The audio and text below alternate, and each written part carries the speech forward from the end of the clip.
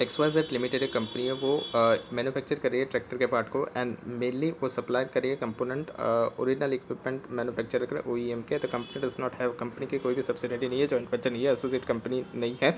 During the operation of the financial statement for the year ended 31 March 2021, accounts जो department है वो sure नहीं है अबाउट द ट्रीटमेंट के क्या ट्रीटमेंट की जाएगी, कैसे प्रेजेंट किया जाएगा बिलो मेटल्स को। अकाउंट डिपार्टमेंट अप्रोच कर रहा है आपकी एडवाइस को। देयर आर क्वालिफिकेशंस दी गई है ऑडिट रिपोर्ट के अंदर of the company with reference to the 2 Ind AS को लेकर।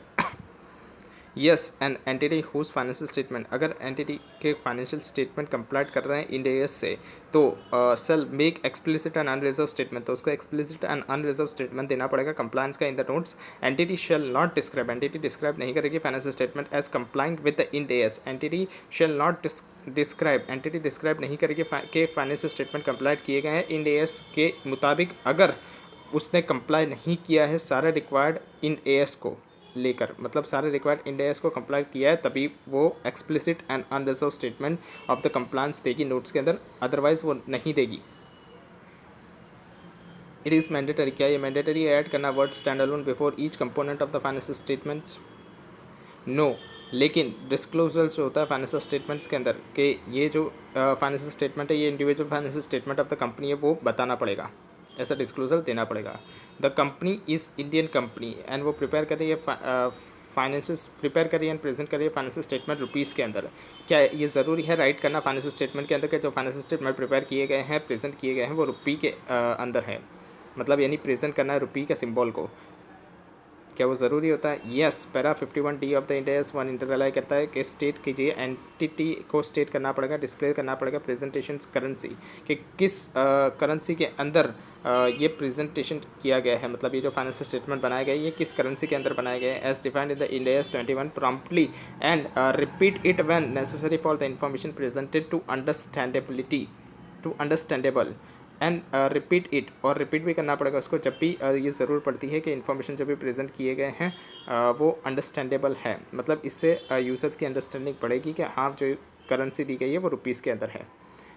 यहाँ पर क्या था, para 51D of the Ind AS 1 inter alia कहता है कि स्टेट करना पड़ेगा, एंटिटी को डिस्प्ले करना पड़ेगा कि प्रेजेंटेशंस ऑफ द करेंसी, मतलब किस करेंसी के अंदर प्रेजेंट किया गया है फाइनेंशियल स्टेटमेंट को, इसलिए करेंसी का सिंबल बताना पड़ता है वहाँ पर, as defined in the Ind AS 21 promptly and repeat it, और रिपीट भी करना पड़ेगा जब भी नेसेसरी होता है इन्फॉर्मेशन प्रेजेंट करने के लिए, टू अंडरस्टैंडेबल, के यूज़र को अंडरस्टैंड हो पाए वो information. The company had the sales transaction with the 10 related party, company के सेल्स ट्रांजेक्शन है 10 रिलेटेड पार्टी से ड्यूरिंग द प्रीवियस ईयर के अंदर, ड्यूरिंग द करंट ईयर के अंदर कोई भी ट्रांजेक्शन नहीं हुआ है 4 रिलेटेड पार्टी से, out of the 4 set 10 related party, मतलब 6 के साथ ही हुआ है, 4 के साथ नहीं हुआ है। Hence the company is of the view that it need to not to disclose, company इस व्यू के अंदर है कि इनको डिस्क्लोज करने की ज़रूरत नहीं है, ट्रांजेक्शन जो कि 4 पार्टी के साथ नहीं हुए हैं उनको डिस्क्लोज करने की ज़रूरत नहीं है क्योंकि ये जो पार्टीज़ है इनके साथ कोई ट्रांजेक्शन नहीं हुआ है करंट ईयर के अंदर, इसलिए। तो no, as per the para 38 of the Ind AS 1, para 38 of the Ind AS 1 क्या बोलता है, except when Ind AS permit, जब भी इंड AS परमिट करता है और रिक्वायर करता है otherwise, an entity shall present the comparative information, entity को प्रेजेंट करना पड़ेगा comparative information in respect of the preceding periods को लेकर, of all the amount reported, जितनी भी अमाउंट रिपोर्ट किए गए हैं करंट पीरियड के अंदर फाइनेंशियल स्टेटमेंट्स के अंदर, an entity shall include, entity include करेगी comparative information for narrative and descriptive information if it is relevant to the understanding the current period financial statement, मतलब उसको वो सारी इन्फॉर्मेशंस प्रेजेंट करनी पड़ेगी जिससे यूज़र का अंडरस्टैंडिंग बढ़े current period of the financial statement को लेकर। 6 देखते हैं, a company present the financial result for the 3 years, that is 1 for the current year and 2 comparative years internally for the purpose of the management informations every year in additions to the general purpose financial statements। हर साल ये किया जाता है। The aforesaid financial result are presented without furnishing the related notes, जो भी ऊपर दिए गए थे वो फाइनेंशियल स्टेटमेंट्स को बिना नोट के प्रिपेयर किया गया है, क्यों, क्योंकि this are not required by the management for the internal purpose, क्यों, क्योंकि ये रिक्वायर्ड नहीं है मैनेजमेंट के लिए फॉर द इंटरनल पर्पस के लिए बनाए गए हैं, वो ऐसा बोल रहा है। ड्यूरिंग द करंट ईयर के अंदर मैनेजमेंट ये सोच रहा है कि क्यों ना इसको प्रेजेंट किया जाए, third year statements of the profit and loss account, third year statement of the profit and loss account present किया जाए also in the general purpose financial statement, general purpose financial statement के अंदर third year का profit and loss statement दिया जाए. It will save the time, क्योंकि ये save करेगा time and will available easily when ever management needs this in future, और ये फ्यूचर के अंदर भी काम में आएगा. With reference to the above background, ऊपर के बैकग्राउंड को ध्यान में रखते हुए आंसर कीजिए following. Can the management present, क्या मैनेजमेंट प्रेजेंट कर सकता है third statement of the profit and loss account as an additional comparative in the general purpose financial statement, क्या दे सकता है वो? तो आंसर देखते हैं. फर्स्ट,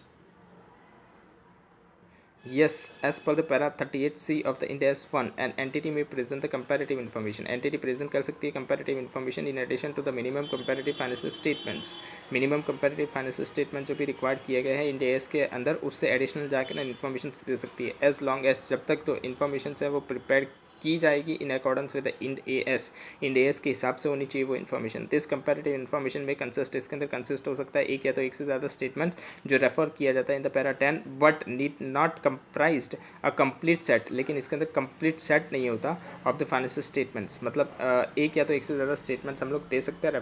रेफरेंस के लिए एज पर द पैरा 10, लेकिन इसके अंदर क्या नहीं होता, नीड नॉट कंप्राइज, इसके अंदर नहीं होता क्या, complete set of the financial statement. When this is the case, अगर ये केस होता है तो एंटिटी प्रेजेंट करती है related notes information for those additional statement, मतलब एडिशनल स्टेटमेंट की एंटिटी क्या नाखती है, नोट्स नाखती है.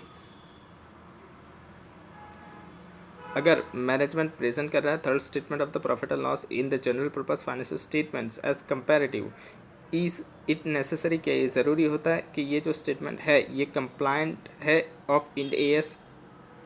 Yes, as per the para 38C of the Ind AS 1, an entity may present, entity चाहे तो प्रेजेंट कर सकती है comparative information in addition to the minimum comparative financial statement, यानी minimum comparative financial statement से ज़्यादा वो प्रेजेंट कर सकती है required by the Ind AS, जो कि रिक्वायर्ड किया गया इंड एएस के द्वारा, as long as the information is prepared in accordance with the Ind AS, जब तक इन्फॉर्मेशन प्रिपेयर की जाती है accordance with the Ind AS के हिसाब से, तब तक वो प्रेजेंट कर सकती है. Can the management present the third statements of the profit or loss only as an additional comparative in general purpose financial statement without furnishing the other components like the balance sheet, statement of the cash flow, statement of the changes in the equity of the financial statement? क्या बोल रहा है कि क्या management present कर सकती है third statement of the profit and loss only in additions, only as an additions के तौर पे, as a comparative in general purpose financial statements without furnishing, मतलब फर्निश नहीं करना है उसके कंपोनेंट्स को, मतलब बैलेंस शीट के कंपोनेंट्स, कैश फ्लो के components, statement of the changes in the equity of the financial statements, इनके कंपोनेंट्स जो हैं, अदर कंपोनेंट्स जो हैं, उसको फर्निश करने के अलावा सिर्फ फेस ही बनाकर दे सकती है क्या? Yes, para as per the para 38C of the Ind AS 1, an entity में प्रेजेंट, एंटिटी चाहे तो प्रेजेंट कर सकती है comparative information in addition to the minimum comparative financial statements required by the Ind AS, as long as, जब तक जो information है वो प्रिपेयर की जाती है according with the Ind AS. ये जो कंपैरेटिव इन्फॉर्मेशन है ये कंसिस्ट करेगी वन या तो एक से ज़्यादा स्टेटमेंट जो कि रेफर्ड किया गया है in the para 10, but need not comprised a complete set of the financial statement, लेकिन इसके अंदर but need not comprised a complete set of the financial statement, लेकिन इसके अंदर ज़रूरी नहीं होता कि पूरे complete set of the financial statement they. When this is the case, अगर ये केस होगा तो एंटिटी क्या करेगी, प्रेजेंट करेगी related note information for those additional statement. अगर ऐसा कोई केस होगा तो एंटिटी क्या करेगी, नोट लगाएगी कि ये जो भी एक्स्ट्रा के दिए गए हैं ये सब एडिशनल स्टेटमेंट्स हैं.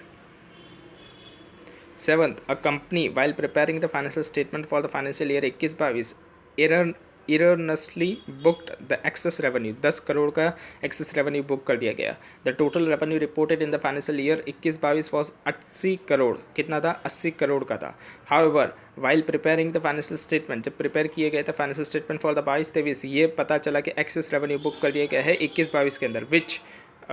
which यहाँ पर क्या आएगा, which it now wants to correct. अब वो कंपनी करेक्ट करना चाहती है इसको फाइनेंशियल स्टेटमेंट्स के अंदर. However the management of the company is not sure, management of the company sure नहीं है कि whether it need to present the third balance sheet, क्या उसको थर्ड बैलेंस शीट को प्रेजेंट करना पड़ेगा in addition comparative with regarding to the above background answer कीजिए following. Is it necessary, क्या ये ज़रूरी है प्रोवाइड करना third balance sheet at the beginning of the preceding period in this case? क्या ये ज़रूरी है प्रोवाइड करना थर्ड बैलेंस शीट को at the beginning of the preceding period? तो आंसर देखते हैं इसका। 7, no, as per the para 40A in AS1 an entity shall present the third balance sheet, entity present करेगी third balance sheet as at the beginning of the preceding period in addition to the minimum comparative financial statements required in the para 38A अगर वो applies करता है an accounting policy retrospectively, मतलब अगर वो applied करता है अकाउंटिंग पॉलिसी को retrospectively, make a retrospective restatements of the items in the financial statements, या तो reclassifications of the items in the financial statement and the retrospective application, या तो रेट्रोस्पेक्टिव रीस्टेटमेंट्स या तो रिक्लासिफिकेशंस हैज़ मटीरियल इफेक्ट, अगर उसकी कोई मटीरियल इफेक्ट हो रही है on the information in the balance sheet at the beginning of the preceding period, तब वो ये चीज़ कर सकती है। लेकिन यहाँ तो ऐसा कुछ नहीं हो रहा है, यहाँ तो प्रीसीडिंग के अंदर ही हुआ था एरर, और प्रीसीडिंग के अंदर हुआ था तो उसकी कोई इम्पैक्ट नहीं आएगी ओपनिंग ऑफ द प्रीसीडिंग के ऊपर, इसलिए यहाँ पर सिर्फ प्रीसीडिंग को ही चेंज करना है कंपैरेटिव के अंदर, ऐसा नहीं है कि ओपनिंग बनाना पड़ेगा, इसलिए यहाँ पर थर्ड बैलेंस शीट बनाने की ज़रूरत नहीं है। सेकंड देखते हैं, the company wants to correct, company correct करना चाहती है error during the financial year 22-23 के अंदर by giving the impact in the figures of the current year only, current year के अंदर इम्पैक्ट देकर। Is the contentions of the management is correct, क्या जो ये कंटेंशंस है क्या ये मैनेजमेंट का करेक्ट है, मतलब अभी करंट ईयर के अंदर पता चला तो करंट ईयर के अंदर ही चेंज कर दो, प्रायर पीरियड आइटम बता के ना इसको बता दो क्या ये सही रहेगा, ये ऐसा तो AS के अंदर करते थे, इंड AS के अंदर ऐसे ट्रीटमेंट नहीं कर सकते। No, the management need to correct the previous year, management को करेक्ट करना पड़ेगा प्रीवियस ईयर के फिगर ताकि करेक्ट कर पाए वो उसकी एरर को, but need not furnish the third balance sheet, third balance sheet को बनाने की ज़रूरत अभी भी नहीं आएगी क्योंकि इसका इम्पैक्ट जो है वो beginning of the previous year पे नहीं पड़ रहा है, beginning of the previous year पे नहीं पड़ रहा है, मतलब प्रीसीडिंग पीरियड पे बिगिनिंग पे नहीं पड़ रहा है, इसलिए नॉट नीड टू फर्निश, मतलब यहाँ पर कोई नीड नहीं होगा फर्निश करने का third balance sheet at the beginning of the preceding period as per the para 40A of the Ind AS 1 के हिसाब से। क्वेश्चन नंबर 8 देखते हैं। XYZ लिमिटेड कंपनी है वो into the constructions of turnkey project and has assets its operating cycles to be 18 month, उसकी operating cycles कितनी है 18 महीने की है। The company has certain trade receivables and the payables which are receivables and payable within the period of the 12 month, कितने 12 महीने के अंदर रिसीवेबल्स और पेबल हैं from the reporting date that is 31st of March 2022। in additions to the above the following items या तो transactions took place किए गए हैं during the year 21-22 के अंदर। The company has some trade receivable, company के थोड़े ट्रेड रिसीवेबल्स हैं जो कि ड्यू हो रहे हैं after the 15 month from the date of the balance sheet, so the company expect the payment will be receive within the period of the operating cycle, इसलिए company expect करे कि जो पेमेंट रिसीव होगा वो within the operating cycle के अंदर ही होगा। तो इसके अंदर क्या देखना है हमको, 8 के अंदर देखना है yes but additionally the company also disclose the amount, यहाँ पर क्या देखना था हमको, यहाँ पर हमको देखना था कंसिडर कीजिए अबाउ आइटम्स या तो ट्रांजेक्शन, आंसर कीजिए फॉलोइंग का। फर्स्ट देखा, फर्स्ट के अंदर क्या बोला था, the company wants to present the trade receivables as a current despite the fact that this are receiving in 15 month time, ये फैक्ट जानते हुए कि ये 15 महीने के अंदर रिसीवेबल क्या होंगे, रिसीव होंगे, मतलब इनमें से पैसा आएगा, कंपनी ये फैक्ट जानती है तब भी कंपनी उसको प्रेजेंट कर रही है current. Does the decisions presenting the same as a current is correct, क्या ये जो डिसीजन लिया गया है कि इसको करंट मानना ये करेक्ट है,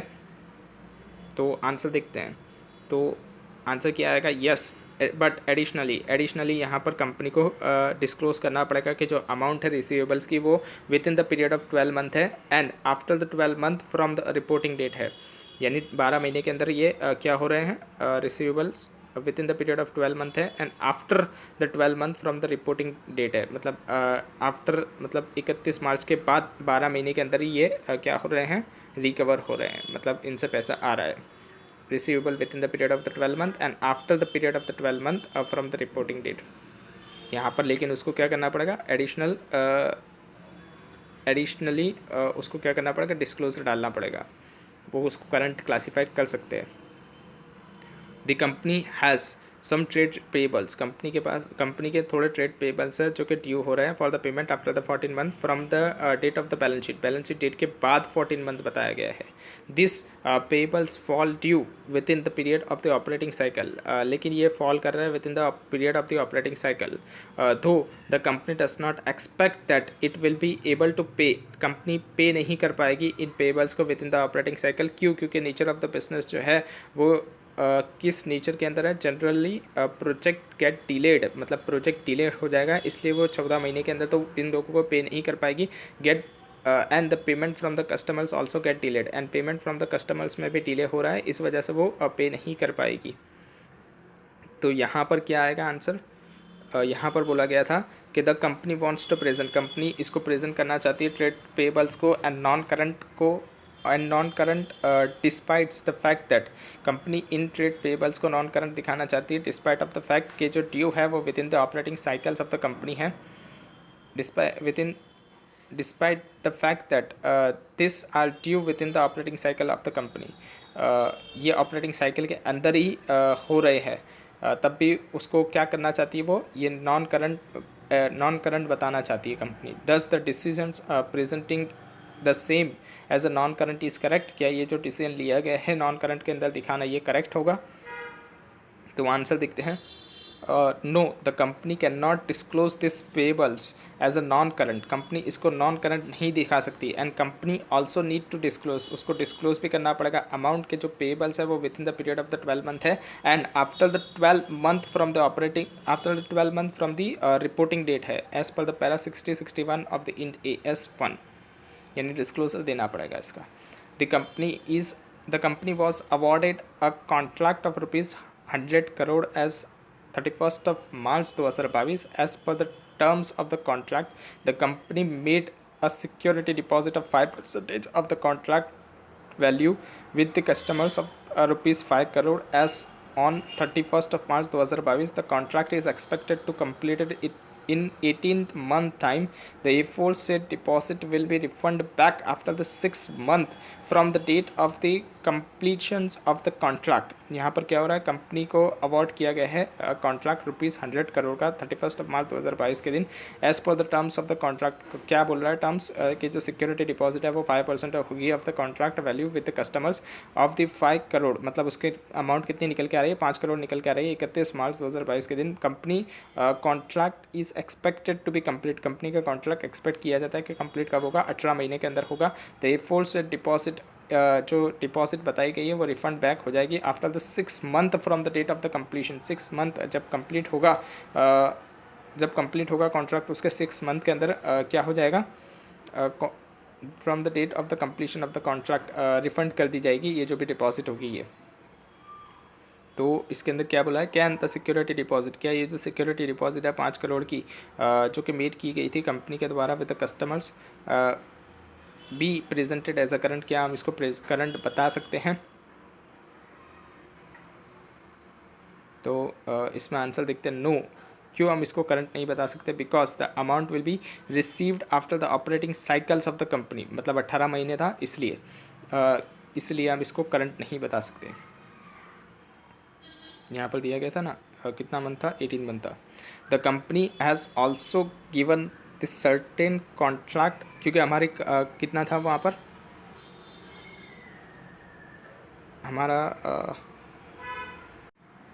हमारी ऑपरेटिंग साइकिल कितने की थी, हमारी ऑपरेटिंग साइकिल 18 मंथ की थी. और यहाँ पर क्या था, 18 मंथ तो हो ही रहे थे, लेकिन 18 मंथ के बाद फिर 6 मंथ, 18 मंथ के बाद 6 मंथ जो हो रहे थे, मतलब कितना हो गया, 18 फिर 19 20 21 22 23 24, मतलब 24 महीने मंथ हो रहे थे, इसलिए यहाँ पर हम इसको करंट नहीं बताएंगे, इसको नॉन करंट बताएंगे. The company has also given this certain contract to the third party and have received the security deposit from them of ₹2 crore as on 31st of March 2022. एक कंपनी ने क्या करा है, एक सर्टेन कॉन्ट्रैक्ट लिया है third party से and उसने रिसीव किया है सिक्योरिटी डिपॉजिट कितने 2 करोड़ की on 31 March 2022 which are repayable, जो रीपेबल है on the completion of the contract, but if the contract is cancel, अगर कॉन्ट्रैक्ट कैंसिल हो जाता है before the contract terms of 18 month, तो ये पेबल हो जाएगा immediately. However the company does not expect the cancellation of the contract, लेकिन company अभी एक्सपेक्ट नहीं कर रही है कि हम कैंसिल कर देंगे कॉन्ट्रैक्ट को। कैन द सिक्योरिटी डिपॉजिट, क्या ये जो 2 करोड़ की सिक्योरिटी डिपॉजिट है, क्या ये कंपनी को टेकन बाय द कंपनी, ये जो कंपनी ने ली है फ्रॉम द कॉन्ट्रैक्टर, क्या हम इसको प्रेजेंट कर सकते हैं एज अ नॉन करंट? तो आंसर देखते हैं, no, because the amount may required to be paid before the completion of the contract in case of the contract in case the contract is cancel. हम इसको non current नहीं बता सकते, क्यों? क्योंकि जो अमाउंट रिक्वायर्ड है कि उसको हमको पेड करनी पड़ेगी कंप्लीशन ऑफ द कॉन्ट्रैक्ट पे, before the completion of the contract, मतलब कंप्लीशन ऑफ द कॉन्ट्रैक्ट के पहले ही हमको पे करने का आ सकता है अगर कॉन्ट्रैक्ट कैंसिल कर दिया गया तो, इसीलिए हम उसको नॉन करंट नहीं बता सकते। Is offsetting permits under the following circumstances? ए दे दिया गया है, expense incurred by the holding company on behalf of the subsidiary, जो भी एक्सपेंस होल्डिंग कंपनी ने किया है सब्सिडरी के बिहाफ पे, which is reimbursed by the subsidiary, जो रीइम्बर्स्ड किया जाएगा सब्सिडरी से, whether in separate books of the holding company the expenditure, क्या जो सेपरेट बुक होल्डिंग कंपनी की है उसके अंदर क्या ये एक्सपेंडिचर एंड जो related reimbursement of the expense है, क्या उसको सेट ऑफ करके दिखाया जा सकता है? तो आंसर देखते हैं, as per the para 33 of the India S one offsetting permit किया जाता है जब ऑफसेटिंग रिफ्लेक्ट करता है सब्सटेंस ऑफ द ट्रांजेक्शन्स को। इन दिस केस, इस केस के अंदर एग्रीमेंट या तो अरेंजमेंट अगर कोई होती है तो between the holding and the subsidiary company, उसको हमको कंसिडर करना पड़ता है। अगर अरेंजमेंट रीइम्बर्समेंट की कॉस्ट, अगर अरेंजमेंट ऐसी की गई है कि रीइम्बर्समेंट कर देना है कॉस्ट जो भी इनकर्ड किया गया है by the holding company on behalf of the subsidiary company, तो उसको हम लोग को प्रेजेंट करना पड़ेगा। अगर ऐसा कुछ एग्रीमेंट या अरेंजमेंट किया गया है रीइम्बर्समेंट का तो हम लोग नेट ऑफ करके प्रेजेंट कर सकते हैं। It should be ensures that, लेकिन यहाँ पर एंश्योर करना पड़ेगा कि जो सब्सटेंस ऑफ द अरेंजमेंट है is that the payment are actually in the nature of the reimbursement, जो पेमेंट किया गया है उसको एक्चुअली रीइम्बर्समेंट करना पड़ेगा, एक्चुअली रीइम्बर्समेंट के अंदर ही पेमेंट किया जाना चाहिए। इसके बाद देखते हैं B, whether the profit on the sales of the asset against the loss on the sales of the another asset can be set off, क्या इसको set off किया जा सकता है? तो para 35 of the India one requires करता है and entity को के प्रेजेंट करना है नेट बेसिस गेन लॉस, जो कि अराइज हो रहा है किससे? From the group of the similar transaction, similar transaction के ग्रुप का जो भी गेन लॉस हो रहा है उसको नेट ऑफ करके बता सकते हैं। अकॉर्डिंगली द गेन लॉस जो भी अराइज हो रहा है on the disposal of the various items of the property plant and equipment, उसको भी हम लोग प्रेजेंट कर सकते हैं नेट बेसिस के ऊपर। हाउएवर जो गेन लॉस होता है उसको प्रेजेंट करना पड़ेगा सेपरेटली अगर वो मटीरियल होता है तो। थर्ड सी देखते हैं, when the services are render, जब भी सर्विसेज रेंडर की जाती है in the transaction with the entity and the services are received from the same entities in the two different arrangement, दो डिफरेंट अरेंजमेंट से, can the receivable and payable, क्या जो receivable और पेएबल होता है क्या उसको ऑफसेट किया जा सकता है? यहाँ पर क्या है, एक ही एंटिटी है फ्रॉम द सेम एंटिटी, एक ही एंटिटी है लेकिन दो सर्विसेज ले रहे हैं हम लोग। Transaction with the entity and service receive from the same entity, मतलब एक ही एंटिटी है उससे दो सर्विसेज ले रहे हैं, एक के अंदर रिसीवेबल आ रहा है एक के अंदर पेएबल आ रहा है, तो क्या उसको हम लोग सेट ऑफ कर सकते हैं? एज पर दी इन AS1 प्रिस्क्राइब करता है कि जो एसेट लायबिलिटीज इनकम एक्सपेंडिचर है उसको हम लोग को रिपोर्ट करना पड़ेगा सेपरेटली जब तक ऑफसेटिंग रिफ्लेक्ट करता है the substance of the transactions, जब तक ऑफसेटिंग रिफ्लेक्ट कर देगा substance of the transaction. In additions para 42 of the Ind AS 32 of the financial assets and the financial liability, यहाँ पर हमको ऑफसेट किया जा सकता है अगर एंटिटी लीगली एनफोर्स करती है right to set off an entity intends either to settle on the net basis या तो realize the assets and settles the liability simultaneously। क्या बोल रहे हैं यहाँ पर, इंडिया S1 प्रिस्क्राइब करता है कि जो एसेट लायबिलिटी इनकम एक्सपेंडिचर होता है उसको हम लोग को रिपोर्ट करना पड़ेगा सेपरेटली, मतलब इंडिया S तो बोलता है आपको सेपरेटली रिपोर्ट करना पड़ेगा जब तक ऑफसेटिंग रिफ्लेक्ट नहीं करता कोई भी सब्सटेंस ऑफ द ट्रांजेक्शन्स को लेकर। इन एडिशन इसके अलावा पैरा 42 ऑफ द इंडिया 32 जो कि financial assets and financial liabilities से डील करता है, वहाँ पर ऑफसेटिंग जो होता है वो लीगली एनफोर्सिबल होता है अगर राइट टू ऑफसेट होता है एंटिटी के पास इंटेंट आइदर टू सेटल, या तो उसको सेटल कर दिया जाए नेट बेसिस के ऊपर या तो रियलाइज़ कर दिया जाए असेट्स को एंड सेटल कर दिया जाए लाइबिलिटीज़ को साइमल्टेनियसली, मतलब पहले पेमेंट दे देना है और फिर उसके बाद पेमेंट रिसीव कर लेना है। अगर ऐसा साइमल्टेनियसली किया जाता है तो हो सकता है ऐसा। In accordance with the above, the receivables and the payables should be offset. Receivable and payable जो है उसको offset कर देना है against each other, दोनों को ऑफसेट कर देना है। And the net amount is presented in the balance sheet, और जो नेट अमाउंट होगी वो उसी को प्रेजेंट करना पड़ेगा, या तो वो रिसीवेबल आ सकता है या तो पेएबल्स आ सकते हैं, दोनों में से कुछ भी आ सकता है। नेट करके हमको बता देना है उसको। If the entity has a legal right to offset, अगर एंटिटी के पास लीगल राइट है ऑफसेट करने का, एंड एंटिटी इंटेंट कर, मतलब एंटिटी सोच रही है उसको ऑफसेट करना, तो वो कर सकती है। अगर उसके लीगल राइट है और वो इंटेंट कर रही है, मतलब सोच रही है उसको ऑफसेट करना, तो वो कर सकती है। Otherwise the receivables and the payables should be reported separately, वरना तो जो रिसीवेबल और पेएबल है उसको रिपोर्ट करना पड़ेगा सेपरेटली।